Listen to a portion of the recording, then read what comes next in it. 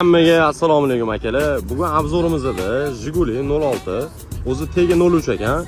Sizlar uchun ilindim. Mana shu avtomobilni videoga olib chiqazmasam bo'lmaydi. Mana buni qaranglar, kapot sepib qo'yishganini zarli. Endi buni ochilishlariga bitta e'tibor berib qo'yaverasizlar. Avtomobilimizni idea qilib, okam o'zlari uchun taxlagan ekanlar. Saka tiskanlarni qaranglar.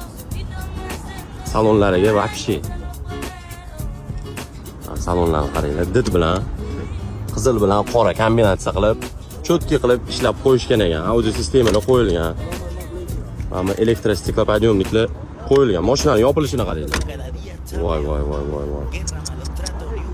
Mana orqa bagajlarni ham xuddi kapot bilan bir xil qilib sepib qo'yishgan. Xo'p, nomer ko'rinmasin deb bunaqa farali qilingan ekan, tuning qilib.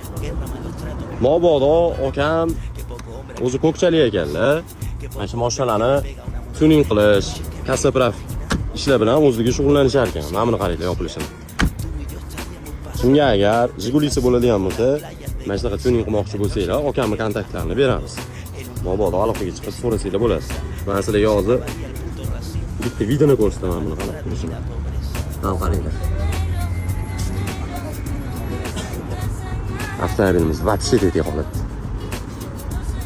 Svetofor tursanglar, любой qaraydigan avtomobil mana shu bo'ladi.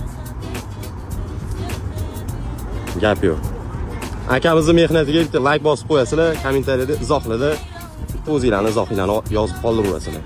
Menimcha любой erkak kishini orzusi bo'lsa kerak mana shunaqa bitta cho'tki qilib navorot qilingan Jiguli haydash. Eshikni qaranglar, yopilishini.